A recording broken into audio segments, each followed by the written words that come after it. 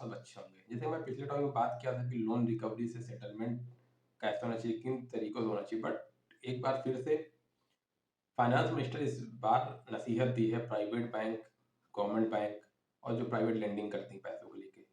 जो रिकवरी जिस प्रकार का गलत तरीका रिकवरी वाले अपनाते हैं, गलत रवैया अपनाते हैं, लोगों को हैरेस कर रहे हैं, बहुत दिनों से लगातार बहुत नेगेटिव न्यूज़ आ रही हैं, जिसके चलते मीडिया पे, सोशल मीडिया पे, न्यूज़ पे ये मुद्दा छाया हुआ है, जिसके चलते कल संसद में हमारे फाइनेंस मिनिस्टर ने इस मुद्दे को उठाया है। जैसे कि आपने पिछले दिनों देखा होगा कि महाराष्ट्र में एक परिवार ने सुसाइड कर लिया इन्हीं सब चीज़ चलते हुए, और अभी एमपी में भी सेम केस हुआ, जो प्राइवेट लेंडिंग थी चाइनीज़ ऐप के चलते, जिस बंदे को वैसे कर्ज में परेशान था, लोग उसको परेशान करते थे, उसकी प्राइवेसी को ब्रेक कर दिया और उसकी पर्सनल लाइफ को बहुत ज़्यादा हैम्पर कर दिया, जिस वजह से वो बाद में गलत डिसीजन उठाना पड़ा उस व्यक्ति को। तो वो व्यक्ति कोई क्राइम थोड़ी नहीं कर दिया लोन लेके, बट फिर भी वो इंसान बाद में हार गया, अपनी ज़िंदगी को हार गया, सिर्फ़ कुछ चंद इन रोड छाप कलेक्शन वालों की वजह से।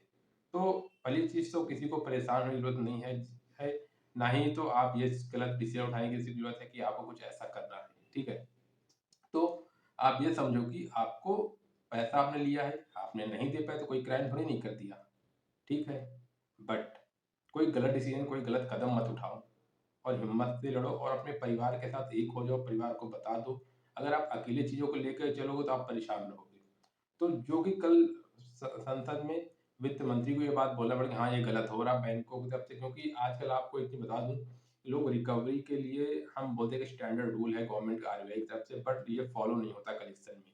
जिन एजेंसी को काम दे देते हैं लोग कलेक्शन के लिए by hook and by crook, चाहे बैंक हो, चाहे प्राइवेट लेंडर हो, चाहे एनबीएफसी, उनका एजेंडा होता है किसी भी कीमत में पैसा लेके आपको आना है।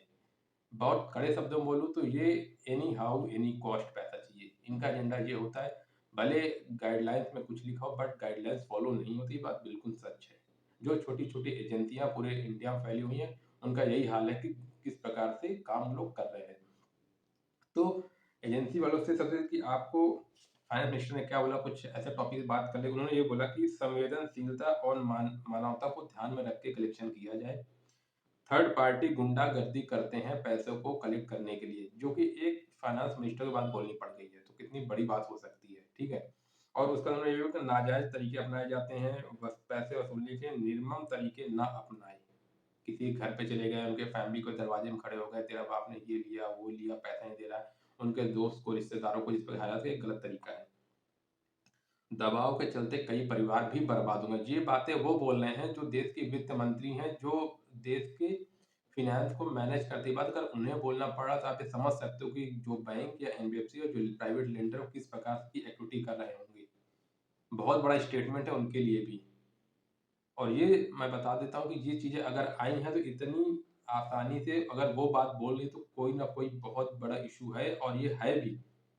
पिछले 15 साल, 17 साल से कलेक्शन करते हो गए इंडस्ट्री, बट जैसे मैं देखता हूँ कि फाइनेंस मिनिस्टर की जो सलाह है या नसीहत को अब देखते हैं कितना इसको ज़मीन पे उतारा जाएगा, कितना ऐसे क्या केस आएँगे, नहीं आएँगे, और तो अब समय ही बताएगा। बट उन्होंने बहुत अच्छा कदम उठाया है, जो रिटेल लोग हैं, जो छोटे-छोटे लोन ले रखे हैं, व्यापार, बिज़नेस, अपने निजी कामों की वजह से लिया और नहीं भर पाए हैं, तो एक अच्छा मुहिम भी उनकी तरफ चलाया गया है कि शायद देखते हैं कि कुछ अच्छा हो। और मुझे उम्मीद है कि इस पे कुछ ना कुछ अगर उन्होंने बोला है तो लोग इस चीज़ को गहराई से लेंगे, और मुझे उम्मीद है कि प्राइवेट बैंक या गवर्नमेंट बैंक की तरफ से जो भी लेंडिंग करते हैं, जो प्राइवेट हैं, वो गलत तरीका नहीं अपनाएँगे और मानवता को बरकरार रखेंगे और पैसों को कलेक्ट करने के लिए गलत तरीका नहीं अपनाएँगे।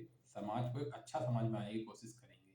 आई होप आपको चीज़ें कुछ समझ में आई होंगी, और आप लोग परेशान मत होइए, हिम्मत के साथ ज़रूर टिकिए। दोस्तों आज के लिए इतना ही। Thank you so much.